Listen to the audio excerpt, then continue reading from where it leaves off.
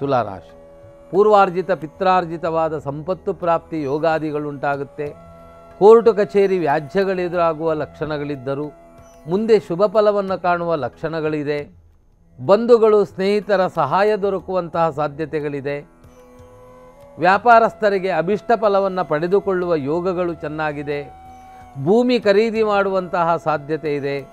ಆದರೆ ನಿಮ್ಮ ಉದ್ವೇಗ, ನಿಮ್ಮ ಏನು ವಿಚಲಿತ ಮನಸ್ಸು, ಇದರಿಂದಾಗಿ ಸ್ವಲ್ಪ ಏರಿಳಿತದ ಅನುಭವಗಳು ಉಂಟಾಗುವ ಸಾಧ್ಯತೆ ಇದೆ. ತಾವು ಮಾಡಬೇಕಾದ ಈ ದಿನದ ದೈವಿಕ ಪ್ರಾರ್ಥನೆ ಗಣಪತಿ ಸೇವೆ, ಸುಬ್ರಹ್ಮಣ್ಯ ಆರಾಧನೆಯನ್ನು ಮಾಡಿ. ವೃಶ್ಚಿಕ ರಾಶಿ. ಈ ರಾಶಿಯವರಾದ ನಿಮಗೆ ಈ ದಿನ ಒಳ್ಳೆಯ ಅಭಿಷ್ಟ ಫಲ. ಅವಿವಾಹಿತರಿಗೆ ವಿವಾಹ, ಉದ್ಯೋಗ ಇಲ್ಲದವರಿಗೆ ಉದ್ಯೋಗದ ಪ್ರಯತ್ನ, ಸರಕಾರ ಮೂಲದ ವ್ಯಕ್ತಿಗಳಿಂದ ಸಹಾಯ, ಆರ್ಥಿಕ ಪ್ರಗತಿ, ವ್ಯಾಪಾರದಲ್ಲಿ ಅಭಿವೃದ್ಧಿ, ಸಹೋದರ ಬಂಧುಗಳೊಂದಿಗೆ ಇದ್ದಂಥ ಭಿನ್ನಾಭಿಪ್ರಾಯದಿಂದ ಮುಕ್ತಿ. ವೃಶ್ಚಿಕ ರಾಶಿಯವರಿಗೆ ಈ ದಿನ ಬಹಳ ಚೆನ್ನಾಗಿರುವಂತಹ ದಿನ. ತಾವು ಹೆಚ್ಚಿನ ಪ್ರಯತ್ನ ಪಟ್ಟರೆ ಒಳ್ಳೆಯ ಅಭಿಷ್ಟ ಫಲಗಳನ್ನು ಪಡೆದುಕೊಳ್ಳುವ ಯೋಗ.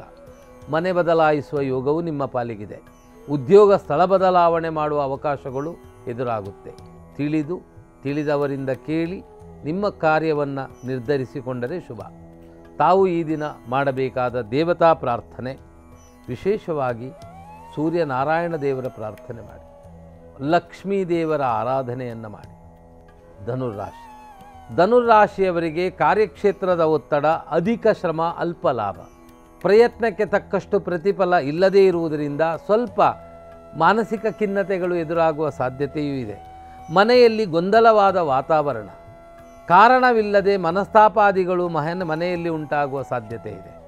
ಉದ್ಯೋಗ ಸ್ಥಳದಲ್ಲಿ ನಿಮ್ಮ ಕಾರ್ಯಕ್ಷೇತ್ರದ ವಿಚಾರದಲ್ಲಿ ಕೆಲವು ನಿಮ್ಮ ಮನಸ್ಸಿಗೆ ಒತ್ತಡವಾಗುವ ಮಾತುಗಳು ಕೇಳಿಬರುವ ಸಾಧ್ಯತೆ ಇದೆ. ಸಾಲ ಭಯಾದಿಗಳುಂಟಾಗುವ ಸಾಧ್ಯತೆ ಇದೆ. ಮಾಡುವ ಕೆಲಸಗಳು ನಿಧಾನಗತಿಯಾಗಿ ಚಿಂತೆಗೆ ಕಾರಣವಾಗುವ ಲಕ್ಷಣಗಳುಂಟಾಗುತ್ತೆ. ಮನೆ, ವಾಹನ ಅಥವಾ ಯಾವುದಾದ್ರೂ ವಿಶೇಷವಾದ ವಸ್ತುಗಳು ನೀವು ಪಡೆದುಕೊಳ್ಳಬೇಕು ಬಯಸಿದರೆ ಅದು ನಿಧಾನಗತಿಯಾಗುವ ಲಕ್ಷಣವಿದೆ. ದೂರ ಪ್ರಯಾಣ ಯೋಗವು ನಿಮ್ಮ ಪಾಲಿಗಿದೆ. ಮಿಶ್ರಪ್ರದವಾದ ಫಲ ನಿಮ್ಮ ರಾಶಿಗೆ ಈ ದಿನ ಜಾಸ್ತಿಯಾಗಿ ಕಾಣಿಸ್ತಾ ಇದೆ. ಸಮಾಧಾನವೇ ಪ್ರಧಾನ. ತಾವು ಈ ದಿನ ಮಾಡಬೇಕಾದ ದೇವತಾರಾಧನೆ, ದತ್ತಾತ್ರೇಯ ದೇವರ ಪ್ರಾರ್ಥನೆ ಮಾಡಿ. ಗುರು ರಾಘವೇಂದ್ರ ಸ್ವಾಮಿಯ ಆರಾಧನೆಯನ್ನು ಮಾಡಿ. ಮಕರ ರಾಶಿ. ಅನಿರೀಕ್ಷಿತ ಧನಲಾಭದ ಯೋಗವನ್ನು ಪಡೀತಾರೆ.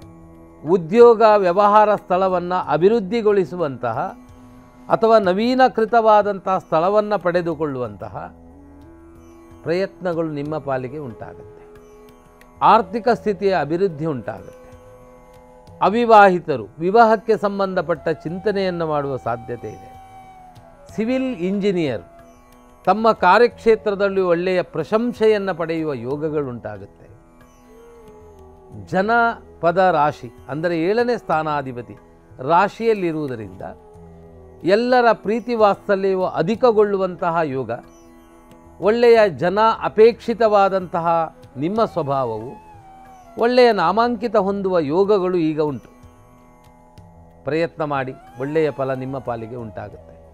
ಶನಿದೇವರಿಗೆ ರುದ್ರಾಭಿಷೇಕ ಅಥವಾ ಶನಿ ಪೂಜೆ, ಮುಖ್ಯಪ್ರಾಣದೇವರ ಆರಾಧನೆ ಮಾಡುವುದು ಒಳ್ಳೆಯದು. ಕುಂಭರಾಶಿ. ನಿಮ್ಮ ರಾಶಿಗೆ ಈ ದಿನ ಬಹಳ ಇಷ್ಟಾರ್ಥಗಳು ನೆರವೇರುವ ಅನುಕೂಲಗಳು ಕಂಡರೂ ನಷ್ಟ ಯೋಗಗಳು ಉಂಟಾಗುತ್ತೆ. ದಾಕ್ಷಿಣ್ಯದಿಂದ ಬರುವ ಸಂಪತ್ತುಗಳು ಕಡಿಮೆಗೊಳ್ಳಬಹುದು. ಅನಿವಾರ್ಯವಾಗಿ ನಿಮ್ಮ ಮನಸ್ಥಿತಿಗಳು ಅಥವಾ ನಿಮ್ಮ ಅನುಕಂಪದಿಂದ ನೀವು ಧನಹಾನಿ ಮಾಡಿಕೊಳ್ಬೋದು. ಸತ್ಕರ್ಮಗಳಿಗೆ ಧನ ವಿನಿಯೋಗ ಮಾಡುವ ಸಾಧ್ಯತೆಗಳು ಇದೆ. ಧಾರ್ಮಿಕ ಕ್ಷೇತ್ರಗಳಲ್ಲಿ ನಿಮ್ಮನ್ನು ನೀವು ತೊಡಗಿಸಿ ಅಭಿವೃದ್ಧಿಯ ವಿಚಾರವಾಗಿ ಚಿಂತನೆ ಮಾಡುವ ಯೋಗಗಳು ಜಾಸ್ತಿಯಾಗಿ ಕಾಣಿಸುತ್ತೆ. ಈ ದಿನ ಕುಂಭರಾಶಿಯವರಿಗೆ ಸಮಾಧಾನ, ಸಹನೆ, ಮಾಡುವ ಕರ್ತವ್ಯದ ಮೇಲೆ ಜವಾಬ್ದಾರಿ, ಪೂರ್ವಾಪರ ವಿಚಾರ ವಿನಿಮಯ ಮಾಡಿದರೆ ಒಳ್ಳೆಯ ಫಲ ಉಂಟಾಗಬಹುದು. ತಾವು ದುರ್ಗಾದೇವಿಯ ಆರಾಧನೆಯನ್ನು ಮಾಡಿ. ಸುಬ್ರಹ್ಮಣ್ಯ ದೇವರ ಪ್ರಾರ್ಥನೆ ಮಾಡಿ. ಮೀನರಾಶಿ. ಈ ರಾಶಿಯವರು ಈ ದಿನ ಅನಿರೀಕ್ಷಿತ ಧನಲಾಭ ಯೋಗ, ರೋಗದಿಂದ ಮುಕ್ತಿ, ವ್ಯಾಪಾರದಲ್ಲಿ ಲಾಭ. ಹಾಗೆಯೇ ರಕ್ಷಣಾ ಇಲಾಖೆಯಲ್ಲಿರುವವರಿಗೆ ಅಭಿಷ್ಟ ಫಲ ಅಥವಾ ಮೇಲಾಧಿಕಾರಿಯಿಂದ ಪ್ರಶಂಸೆ.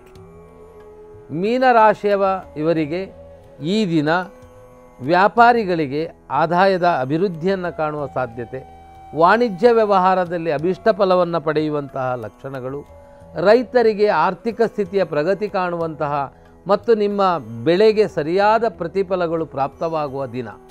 ಹೆಚ್ಚಿನ ಈ ದಿನ ಸಮಯಕ್ಕೆ ಮಹತ್ವ, ಸಾಧನೆಗೆ ಪ್ರಾಧಾನ್ಯತೆ ಕೊಟ್ಟರೆ ಅಭಿಷ್ಟ ಫಲ. ವಿಶೇಷವಾಗಿ ನಾಗದೇವರ ಸೇವೆ ಮಾಡಿ. ಯಾರಾದರೂ ಅನಾಥ ಕ್ಷೇತ್ರಗಳಿಗೆ ಯತ್ಕಿಂಚಿತ್ ದಾನ ಧರ್ಮವನ್ನು ಮಾಡಿ, ಭಿಕ್ಷುಕರಿಗೂ ದಾನ ಧರ್ಮಾದಿಗಳನ್ನು ಮಾಡಿ.